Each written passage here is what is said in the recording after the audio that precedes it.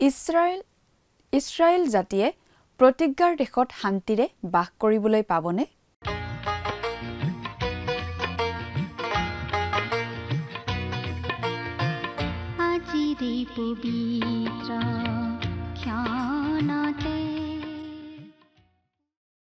নমস্কাৰ, আমাৰ ভক্তিবচন অনুষ্ঠানলৈ আপোনাক স্বাগতম জনাইছো।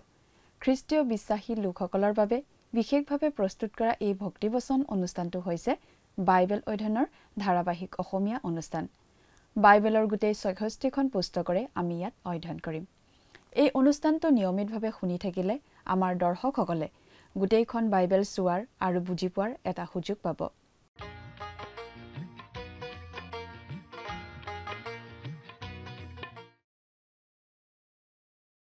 প্ৰিয় দৰ্শক, আপুনি যদি আমাৰ এই অনুষ্ঠানটো নিয়মিতভাৱে শুনি আছে তেনেহলে আপুনি নিশ্চয় জানে যে আমি এতিয়া বাইবেলৰ পুৰণি নিয়ম খণ্ডৰ জিহিজকেল ভাৱবাদীৰ পুস্তকখন অধ্যয়ন কৰি আছো। যোৱা অনুষ্ঠানত এই জিহিজকেল পুস্তকখনৰ ২৫ আৰু ২৬ নম্বৰ অধ্যায়ৰ ভিত্তিত আগবঢ়োৱা আলোচনা আমি শুনিবলৈ পালো।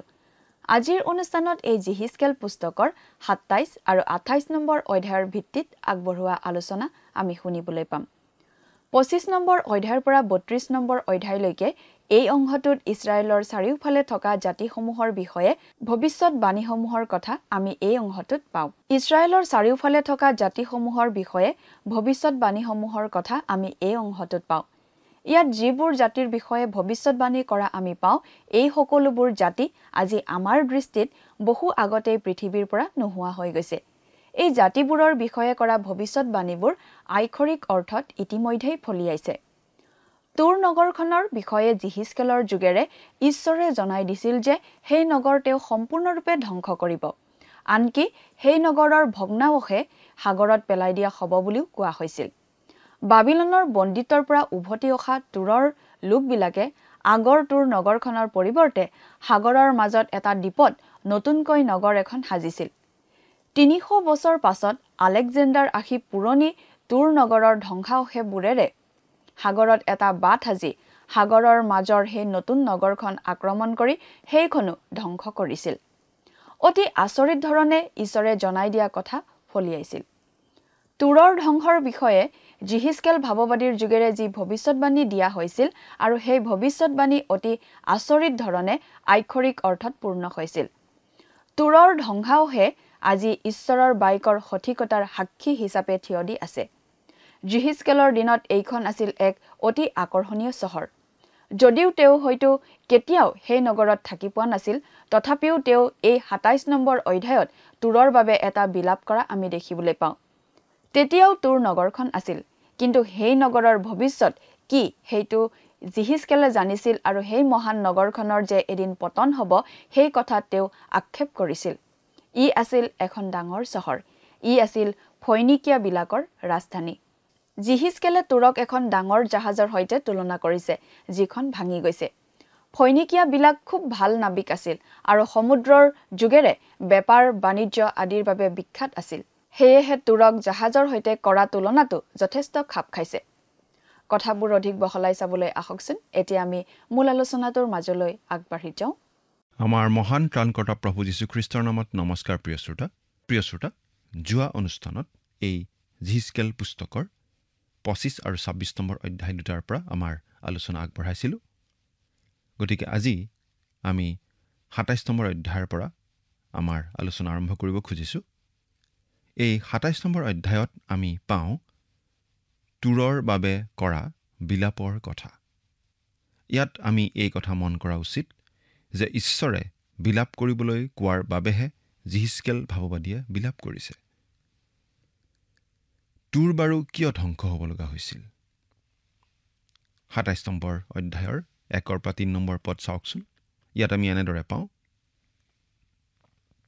পাছে জিহুৱাৰ বাক্য মোৰ ওচৰলৈ আহিল, বোলে হে মনুষ্য সন্তান, তুমি তুৰৰ বিষয়ে বিলাপ আৰম্ভ কৰা আৰু সাগৰৰ প্ৰৱেশস্থান নিবাসিনী অনেক দ্বীপত জাতিবিলাকৰ বাণিজ্যকাৰিণী তুৰক কোৱা, প্ৰভু জিহুৱাই এই কথা কৈছে, হে তুৰ, তুমি কৈছিলা মই পৰম সুন্দৰী।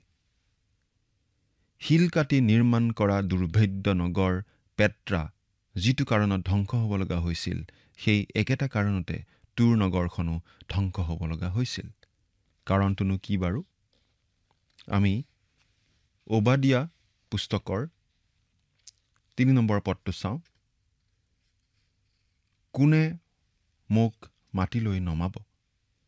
এই বুলি মনতে কোৱা, উচ্চ স্থানত বাস কৰা শিলৰ খুৰুঙত থকা যি তুমি, তোমাৰ মনৰ অহংকাৰে তোমাক প্ৰবঞ্চনা কৰিলে। গৰ্ব, অহংকাৰ, সৌন্দৰ্য, ক্ষমতা, ঐশ্বৰ্য সম্পদক লৈ গৰ্ব। এইটো কাৰণতেই পৃথিৱীৰ বহুত উন্নত সভ্যতা ধ্বংস হৈ গৈছে। এই অধ্যায়টোতে আমি ফিনিকিয়া সাম্ৰাজ্যখন কিমান বিশাল আছিল তাৰ এটা উমান পাওঁ। ইয়াৰ আৰম্ভণি চিট্টিমৰ পৰা, মানে চাইপ্ৰাছ, মানে তাম। এই চিট্টিম আছিল তেওঁলোকৰ এটা উপনিৱেশ আৰু ই একেবাৰে টৰ্চিছলৈকে বিয়পা আছিল। টৰ্চিছৰ অৰ্থ হৈছে শোধন কৰা ঠাই। টৰ্চিছ আচলতে ফিনিকিয়াবিলাকৰ কাৰণে আন ঠাইলৈ যোৱাৰ খটখটি যেন আছিল। জোনা ভাৱবাদী সেই ঠাইলৈ যাবলৈ জাহাজত উঠিছিল, কিন্তু গৈ নাপালে, গৈ মাছৰ পেটতহে সোমাল। এতিয়া আমি এই ২৭ নম্বৰ অধ্যায়ৰ একেবাৰে ২৫ নম্বৰ পদটো পাঠ কৰি দিছোঁ। টৰ্চিছৰ জাহাজবোৰ তোমাৰ বাণিজ্য দ্ৰব্য লৈ যোৱা বণিকৰ দলস্বৰূপ আছিল, আৰু তুমি পৰিপূৰ্ণ হৈ সমুদ্ৰৰ মাজত অতিশয় গৌৰৱান্বিত হৈছিলা। তুৰ অতি বিখ্যাত বাণিজ্যিক কেন্দ্ৰ আছিল। বেচা কিনা কৰিবলৈ পৃথিৱীৰ বিভিন্ন ঠাইৰ পৰা বণিকবিলাক তালৈ আহিছিল। বিচৰা যিকোনো ধৰণৰ বস্তু তাত কিনিবলৈ পোৱা গৈছিল।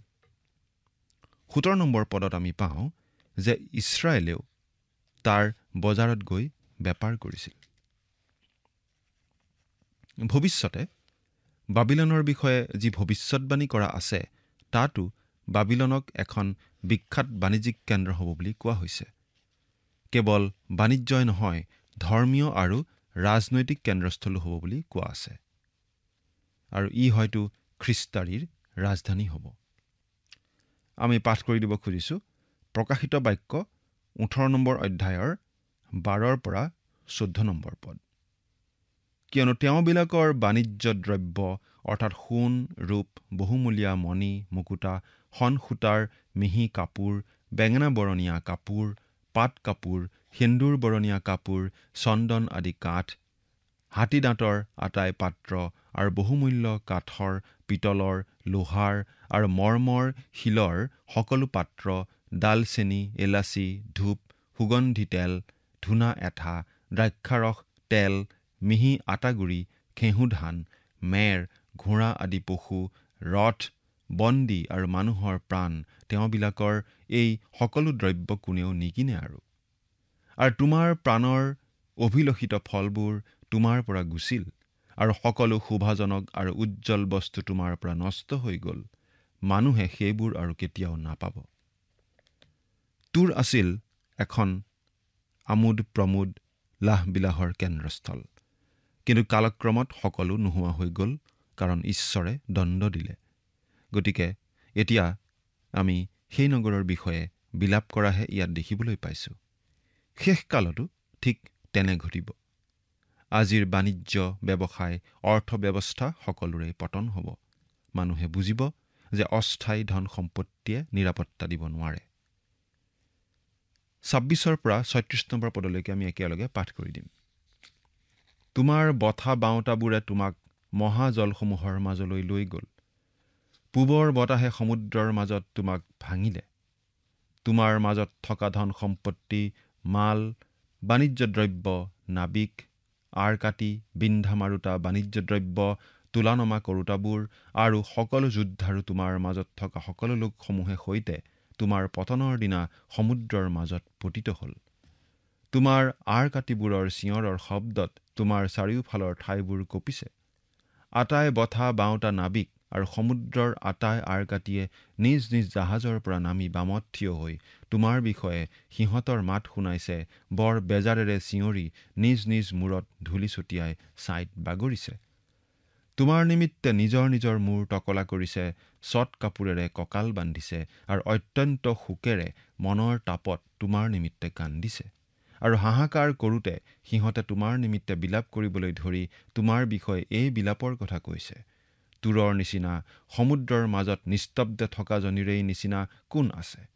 সমুদ্ৰৰ পৰা তোমাৰ মাল ওলোৱা সময়ত তুমি অনেক জাতিক পৰিপূৰ্ণ কৰিছিলা। তোমাৰ অধিক ধন সম্পত্তি আৰু বাণিজ্য দ্ৰব্যেৰে পৃথিৱীৰ ৰজাবিলাকক তুমি চহকী কৰিছিলা। সমুদ্ৰৰ দ্বাৰাই জলসমূহৰ গভীৰ ঠাইবোৰত তুমি ভগ্ন হোৱা সময়ত তোমাৰ বাণিজ্য দ্ৰব্য আৰু তোমাৰ আটাই দল তোমাৰ মাজত পতিত হ'ল। দ্বীপ নিবাসী সকলোৱে তোমাক দেখি আচৰিত হৈছে আৰু সিহঁতৰ ৰজাবিলাকৰ নোম শিঁয়ৰি উঠিছে আৰু তেওঁবিলাকৰ বদন বিকৃত হৈছে। জাতিবিলাকৰ মাজত থকা বণিকবিলাকে তোমাক দেখি ইচ ইচ কৰিছে। তুমি ত্ৰাসৰ বিষয় হ'লা, তুমি আৰু কেতিয়াও নহবা। সাগৰত বিশাল জাহাজ এখন বুৰ যোৱাৰ দৰে জাক জমক তুৰ নগৰো নোহোৱা হৈ গ'ল। এতিয়া আমি ২৮ নম্বৰ অধ্যায়ৰ পৰা চাব খুজিছোঁ। এই অধ্যায়ত আমি পাওঁ তুৰ আৰু চিডোনৰ ৰাজকোঁৱৰ আৰু ৰজাৰ বিৰুদ্ধে ঈশ্বৰৰ দণ্ড। এই ভাৱবাণীয়ে আচলতে স্থানীয় শাসনকৰ্তাৰ সিপাৰে এই জগতৰ শাসনকৰ্তা অৰ্থাৎ ছয়তানলৈ চাই পঠিয়ায়। ২৮ নম্বৰ অধ্যায়ৰ ১ আৰু ২ নম্বৰ পদ, পাছে জিহুৱাৰ বাক্য পুনৰাই মোৰ ওচৰলৈ আহিল বোলে, হে মনুষ্য সন্তান, তুমি তুৰৰ অধিপতিজনক কোৱা, প্ৰভু জিহুৱাই এই কথা কৈছে, তোমাৰ হৃদয় গৰ্বিত হ'ল আৰু তুমি কৈছা, মই ঈশ্বৰ, মই সমুদ্ৰৰ মাজত ঈশ্বৰৰ আসনত বহি আছোঁ। যদিও তুমি নিজ মনক ঈশ্বৰৰ মন বুলি মানিছা, তথাপি তুমি মানুহ মাথোন, ঈশ্বৰ নোহোৱা। আকৌ প্ৰভুৰ বাক্য জিহিচকেললৈ আহিল। আৰু এইবাৰ দুটা বাৰ্তা আছিল, এটা তুৰৰ ৰাজকোঁৱৰৰ বাবে আৰু আনটো তুৰৰ ৰজাৰ বাবে। এই বিশাল ৰাজ্য, বিশাল বাণিজ্যিক কেন্দ্ৰ, আগশাৰীৰ ৰাজনৈতিক কেন্দ্ৰ আৰু তুৰৰ বিশেষ ক্ষমতাৰ পিছত আচলতে আমি দেখিবলৈ পাম সেই ব্যক্তিক যিয়ে দেখাত এই জগতখনৰ ৰাজ্যবোৰ নিয়ন্ত্ৰণ কৰে। সেই ব্যক্তিজন হৈছে ছয়তান। প্ৰভু যীশুক অৰণ্যত প্ৰলোভন দেখুৱাওঁতে ছয়তানে প্ৰভু যীশুক এই জগতৰ ৰাজ্যবোৰ দিম বুলি প্ৰলোভন দেখুৱাইছিল। প্ৰভু যীশুৱে ছয়তানৰ সেই প্ৰলোভন প্ৰত্যাখ্যান কৰিছিল। ছয়তান যে সঁচাকৈয়ে সেই ৰাজ্যসমূহৰ অধিকাৰী, সেই কথাটো প্ৰত্যাখ্যান কৰিবলৈ নহয়, কাৰণ যীশুৱে জানিছিল ছয়তানৰ হাতত সেই ৰাজ্যসমূহৰ অধিকাৰ সঁচাকৈয়ে আছিল বুলি। এসময়ত প্ৰভু যীশুৱেই এই জগতৰ সকলো ৰাজ্যৰ ওপৰত শাসন চলাবহি, কিন্তু ছয়তানৰ বহুতীয়া হিচাপে নহয়।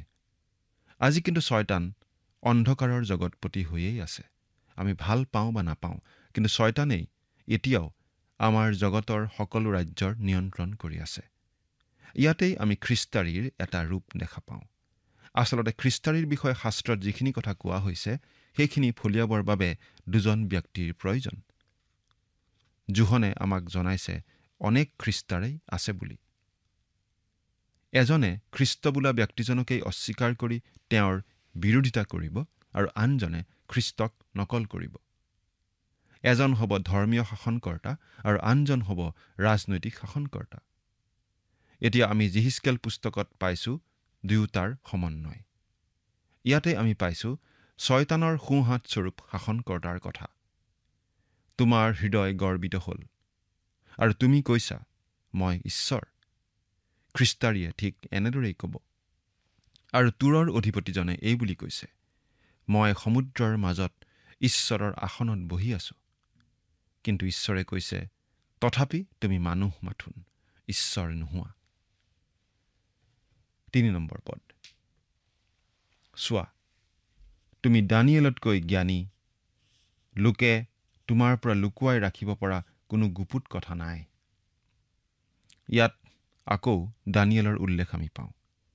আপোনাৰ নিশ্চয় মনত আছে যে জিহিচকেল আৰু দানিয়েল সমসাময়িক লোক আছিল।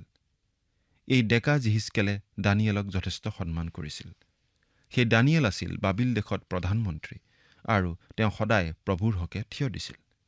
আমি ভাবোঁ যে জিহিচকেলৰ কামটো অতি টান কাম আছিল। তেওঁ বাবিলত বন্দী হৈ থকা লোকবিলাকৰ মাজতেই বাস কৰিছিল আৰু সেই বন্দীত্বত থকা লোকবিলাকৰ আগতেই এই বাৰ্তা বিলাব লগা হৈছিল।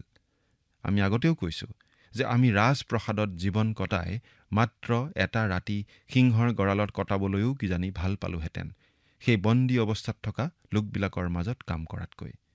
কিন্তু এই ক্ষেত্ৰত জিহিচকেলৰ একো গত্যন্তৰ নাছিল। ইয়াত জিহিচকেলে দানিয়েলৰ জ্ঞানৰ কথা কৈছে। জিহিচকেলে এই বুলি কৈছে যে তুৰৰ অধিপতিজন যথেষ্ট বুদ্ধিমান আছিল। সেই কালত জ্ঞানী মানুহ নাছিল বুলি ক'লে ভুল কোৱা হ'ব। আমি ভাবোঁ যে সেই সময়ৰ জ্ঞানী মানুহবোৰৰ আগত আজিৰ আধুনিক যুগৰ তথাকথিত জ্ঞানী পণ্ডিতবোৰ ফুকলীয়া ল'ৰাৰ নিচিনাহে হ'ব। জিহিচকেলৰ দিনৰ ডাঙৰ আৰু মহৎ লোকবোৰ প্ৰকৃততেই জ্ঞানী মানুহ আছিল। এতিয়া আমি এই কথাটো বিশ্বাস কৰোঁ যে এই তুৰৰ অধিপতিজনে খ্ৰীষ্টাৰীৰ ধৰ্মীয় শাসনকৰ্তাৰ ৰূপটোৰ প্ৰতিনিধিত্ব কৰে, আৰু আমি ভাবোঁ সেইজন খ্ৰীষ্টাৰী ইছৰাইলৰ মাজৰ পৰাই ওলাব। ৰাজনৈতিক শাসনকৰ্তা খ্ৰীষ্টাৰীজন জগতৰ জাতিসমূহৰ সমুদ্ৰৰ পৰাই ওলাই আহিব। আমি ভাবোঁ তেওঁ হ'ব এজন পৰজাতীয় লোক। তেওঁৰ পৰামৰ্শদাতা অৰ্থাৎ সেই ধৰ্মীয় শাসনকৰ্তাজন আহিব ইছৰাইলৰ পৰা। সেই ধৰ্মীয় শাসনকৰ্তাজন ৰাজনৈতিক শাসনকৰ্তাজনৰ প্ৰধানমন্ত্ৰীৰ নিচিনা হ'ব। দানিয়েল যেনেকৈ বাবিলনৰ, যোছেফ যেনেকৈ মিছৰ দেশৰ, ঠিক তেনেকৈ। এই ধৰণৰ উদাহৰণ হয়তো দিয়াটো ঠিক নহ'বও পাৰে, কিন্তু এই ব্যক্তিত্বক বুজাবলৈ এই উদাহৰণে নিশ্চয় আমাক সহায় কৰিব। এতিয়া আমি এই 28 নম্বৰ অধ্যায়ৰ 11 নম্বৰ পদটো পাঠ কৰি দিছোঁ। ইয়াত আমি এনেদৰে পাওঁ, পাছে জিহুৱাৰ বাক্য মোৰ ওচৰলৈ আহিল বোলে।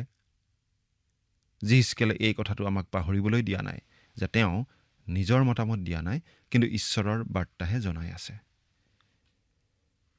তুৰ নগৰখনৰ বিষয়ে বিলাপ এটা আমি ইতিমধ্যেই পালোঁ।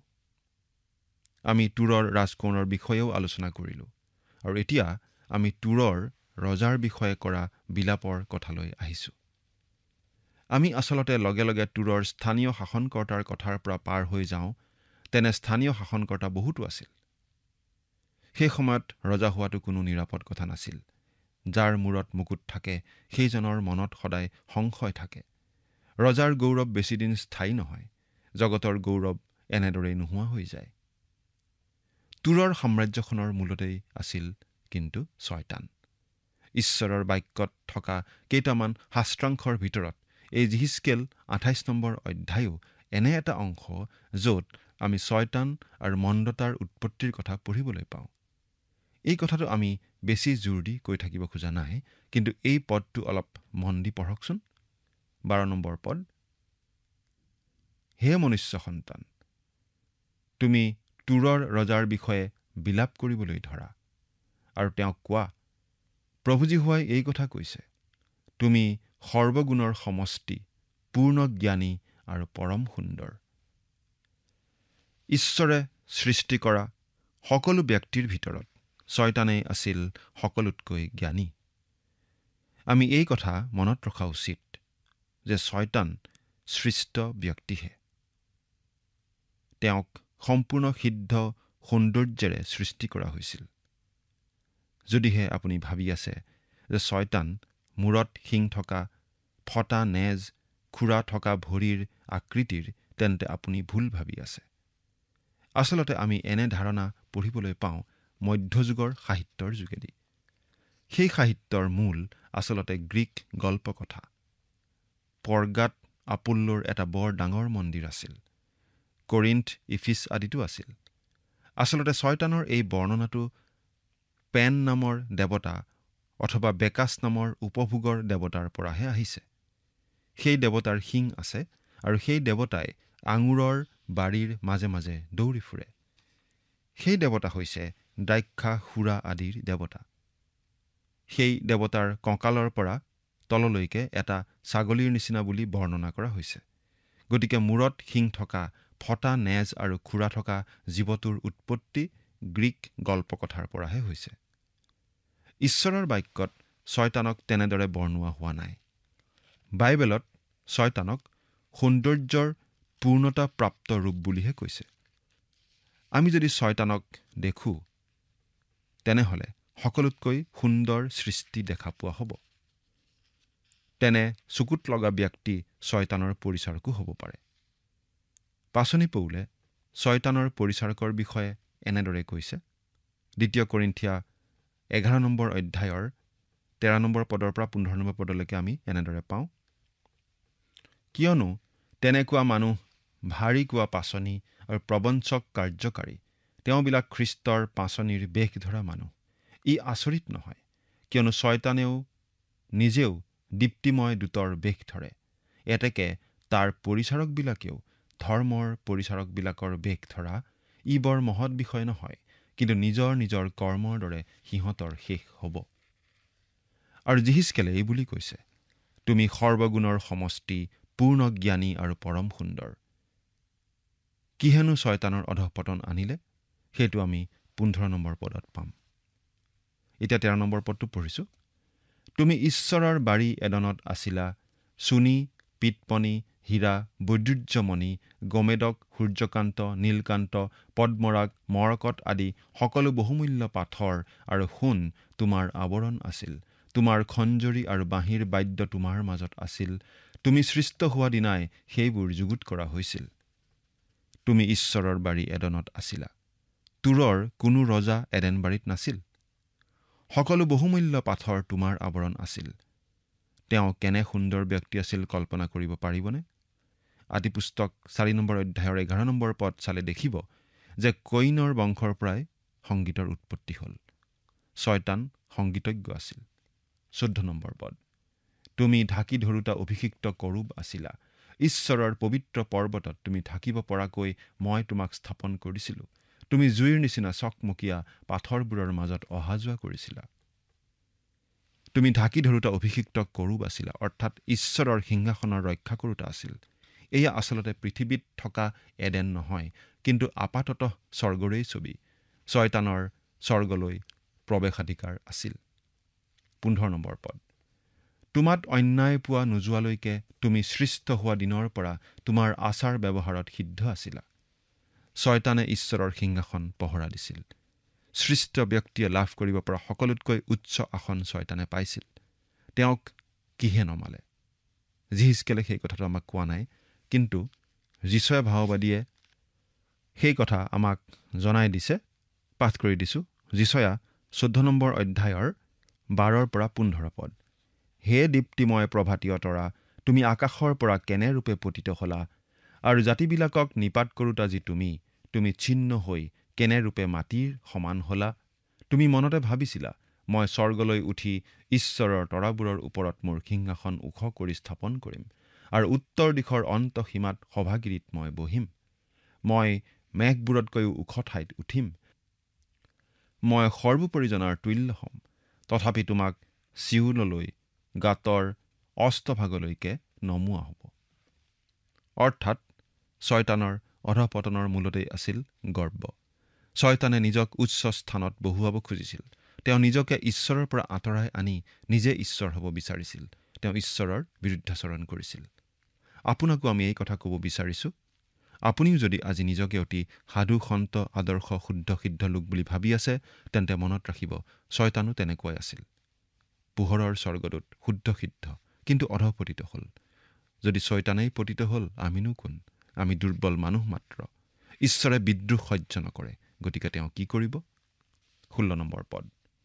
তোমাৰ বাণিজ্যৰ বাহুল্যত তোমাৰ ভিতৰখন অত্যাচাৰেৰে পৰিপূৰ্ণ হোৱাৰ কাৰণে আৰু তুমি পাপ কৰাৰ কাৰণে মই তোমাক অসুচি বুলি ঈশ্বৰৰ পৰ্বতৰ পৰা বাহিৰ কৰিলোঁ, আৰু হে ঢাকি ধৰোতা কৰোব, জুইৰ নিচিনা চকমকীয়া পাথৰবোৰৰ মাজৰ পৰা মই তোমাক লুপ্ত কৰিলোঁ।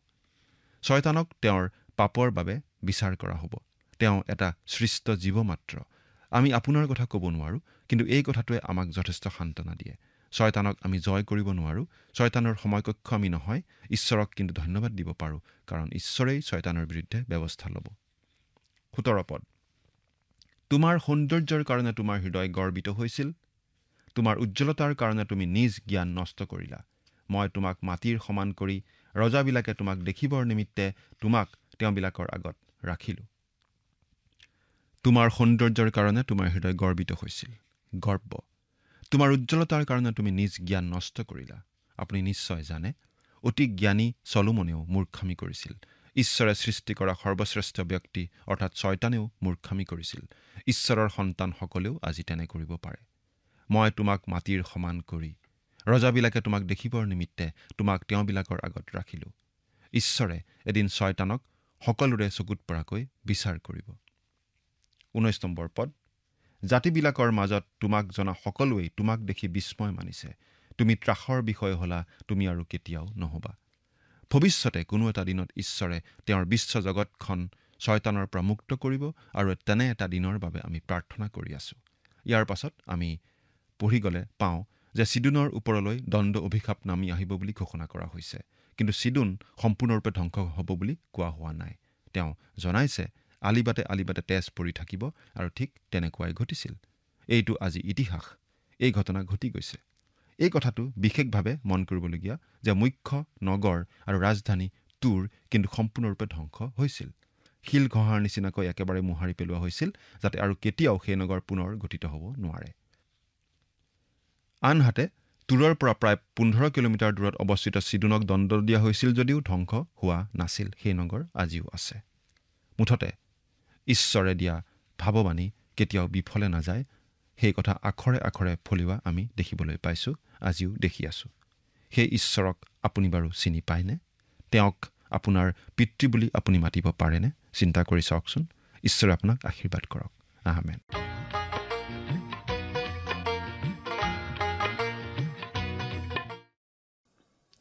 ঈশ্বৰে জনাই দিছিল যে তেওঁ জগতৰ চাৰিওফালে সিঁচৰতি হৈ পৰা ইছৰাইলক পুনৰ গোট খুৱাব, আৰু যি দেশ তেওঁ জাকোবক দিছিল সেই দেশতে তেওঁলোকে নিৰ্ভয়ে বাস কৰিব।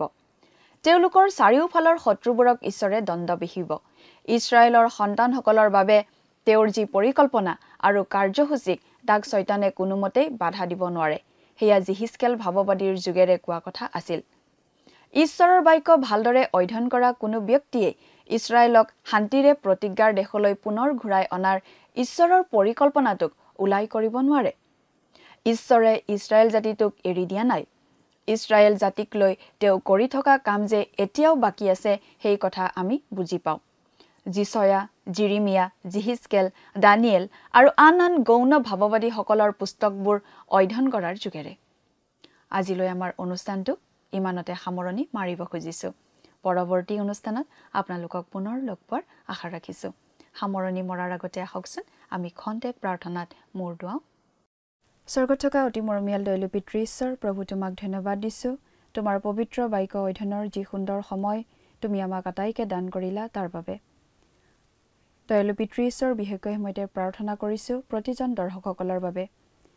প্ৰভু তুমি তেওঁলোকক আশীৰ্বাদ কৰা, যাতে প্ৰভু তেওঁলোকে প্ৰতিটো খোজ সাৱধানে যাতে দি চলিব পাৰিব। কিয়নো পিতৃ, অনেক সময়ত আমাৰ শত্ৰু শয়তানে কাক কেনেকৈ গ্ৰাস কৰিব পাৰে তাৰ চল বিচাৰি ফুৰে, আৰু সেয়ে যাতে আমি প্ৰলোভিত নহয়। প্ৰভু তেওঁলোকে যাতে সদায় সাৱধানে যাতে চলি তোমাৰ আশীৰ্বাদৰ যাতে ভাগী হৈ প্ৰতি মুহূৰ্তত যাতে চলিব পাৰিব, তেনে আশীৰ্বাদ প্ৰভু তুমি দান কৰিবা। আৰু তেওঁলোকৰ যদি কিবা সমস্যাবিলাক আছে, সেই সকলো সমস্যাবিলাক প্ৰভু তুমি তেওঁলোকৰ জীৱনৰ পৰা প্ৰভু তুমি দূৰ কৰিবা, আৰু সকলো সময়তে যাতে তেওঁলোকে তোমাৰ যাতে ধন্যবাদ দি প্ৰভু চলিব পাৰিব, প্ৰভু তুমি তেনে আশীৰ্বাদ কৰিবা। এই সকলো যাচনা মহান ত্ৰাণকৰ্তা প্ৰভু যীশুখ্ৰীষ্টৰ নামত অৰ্পণ কৰিলোঁ। আমেন।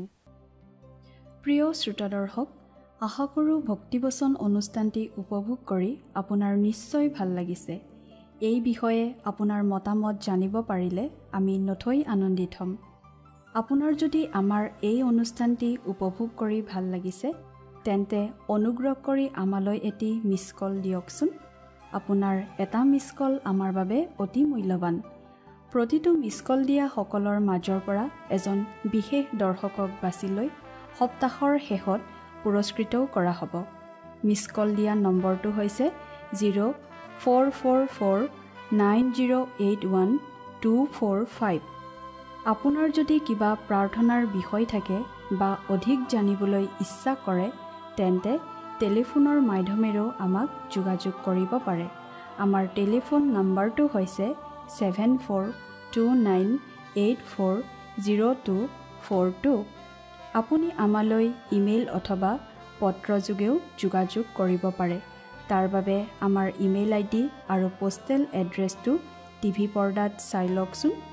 পুনৰ লগ পোৱাৰ আশাৰে আজিলৈ ইমানতে সামৰিছোঁ। ঈশ্বৰে আপোনাক আশীৰ্বাদ কৰক।